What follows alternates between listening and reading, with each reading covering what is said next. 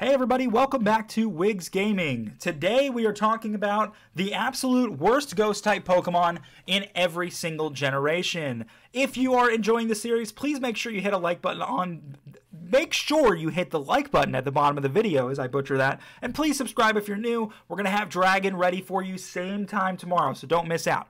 Now, let's go ahead and get started with ghosts. This is one that's going to be tricky because there were not a lot of ghost-type Pokemon in the early generations. So in this case, with Ghastly, Haunter, Gengar, the answer has to be Ghastly. You don't really need any explanation. You only added one ghost type into the game, so it has to just be the first form. Gen 2, they only added one ghost type, so we're going to move on with that. Now, Gen 3 is where they started to add some ghost types. Now we can have a conversation, okay? Now we can have a conversation. Now, there are a couple of things I want people to know who haven't been fans of Pokemon very long. In Generation 3, Sableye was the first ever dark ghost type Pokemon ever created. Dark and Ghost, before Fairy type existed, had zero weaknesses, making Sableye, if used properly, actually one of the best defensive Pokemon in the game. I really like Sableye. I think he's extremely strong, and I think they did a great job with that typing. Shuppet and Bayonet are also really not really that excited about, and Duskull and Dusclops are both decent. The thing is that there's also this Pokemon named Shedinja.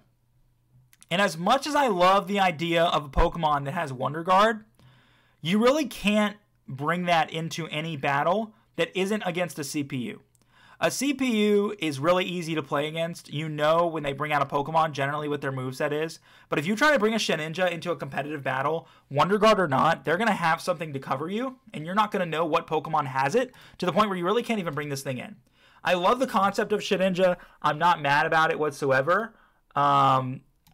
That's part of the reason why they haven't bothered to change it or do anything with it, and I'm happy that they did that. It just doesn't really work. They gave it Bug and Ghost as well, which added an extra weakness to it, which made it even harder for you to be able to defend it, so it just has to be what it has to be.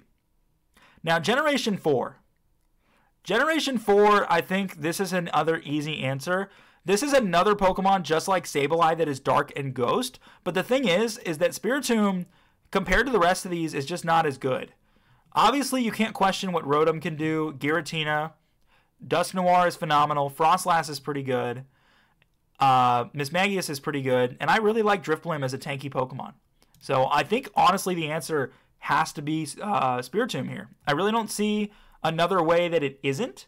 Spiritomb is not really known for being that much of anything. He gets Sucker Punch, and he gets obviously a couple of Stab Ghost moves, but you can melt through him pretty quick. He's not the most defensive Pokemon in the world. Generation 5.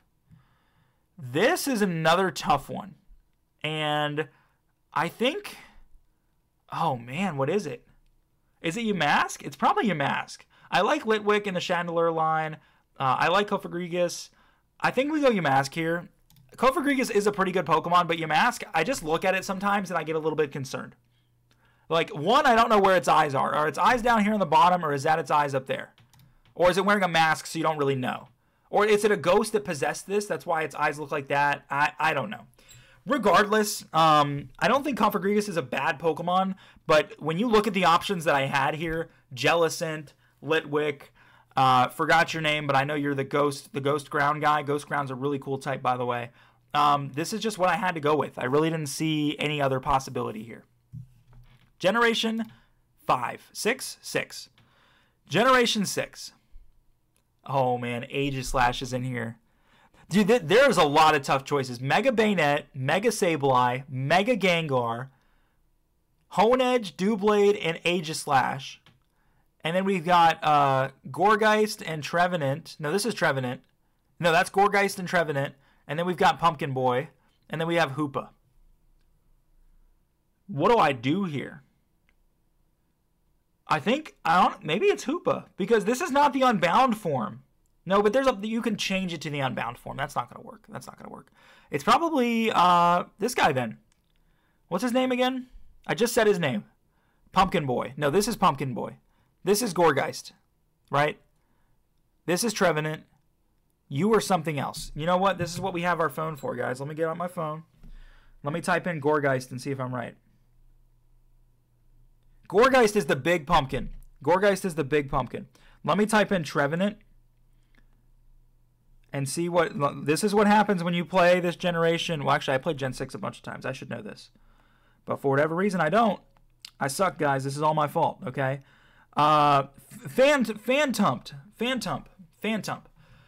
Trevenant's not a bad Pokemon, okay? But when you look at the options that I have available here, Gourgeist is there. There's just not a lot of possibilities. Hoopa, Aegislash, Megas. I think it has to be... What's his name again?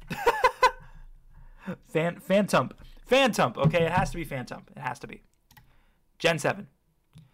Wow. I have to say, out of every Generation 7 Pokemon, the one that I was most disappointed in was actually Alolan Marowak. Not that Alolan Marowak was a bad Pokemon, but when you look at all the other ghost types available to you, this thing just got bodied really easily. It was weak to fire. It was weak to water. It was weak to ground. It was weak to rock. It was weak to ghost. It was weak to dark. That's 5 I just counted on my hand. And this thing did not have any defense. As cool as I thought the concept was of being fire ghost, it just didn't work out. And Alolan Marowak I was not a big fan of. Oof. Generation 8, man. Generation 8 is tough. We got some G-Max forms in here. We've got some Hisuian forms in here. What do we go with? It's obviously not the Dragolge, is it Dragolge? I think it's Dragolge, Dreepy, and whatever else the rest of them are. Hisuian Basculin in there. I think it's Sinesti. Another Pokemon I don't think is very bad. Sinesti is not a bad Pokemon, but unfortunately, they didn't really do much with this design, and it's just not as strong as these powerhouses in here. I can't say no to any of these. So it has to be Sinesti. Gen 9. This one I think is an easy one. I do think that the evolution to this Pokemon is absolutely incredible, and I love it to death. But that doesn't change the fact that Gimmighoul is terrible. Again, Goldango is actually really good. I like Goldango, and I love the concept of Gimmighoul and Gimmighoul coins, but they just messed up real bad with putting this thing in the game and expecting you to battle with it. And also, it was supposed to be a secret if it wasn't data mined on how to get Goldango. It might have taken people a long time if this game came out in 2005, but people, did what we needed to do to make sure they could get it. Now, to be honest with you, these ghost types are strong. There's a lot of really good ghost types in this game, which made this super hard. But kind of like what I talked about earlier, the answer has to be Shedinja. Wonder Guard, as cool of an ability it is, it just didn't work out the way that we expected it to. And so this has to be the worst one. So those are the worst ghost types in all of Pokemon. Join us tomorrow for Dragon. Make sure you hit the subscribe button so that you do not miss out. And if you enjoyed the video, please give it a like. Let me know who you think is the worst ghost type in all of Pokemon down below. Thanks.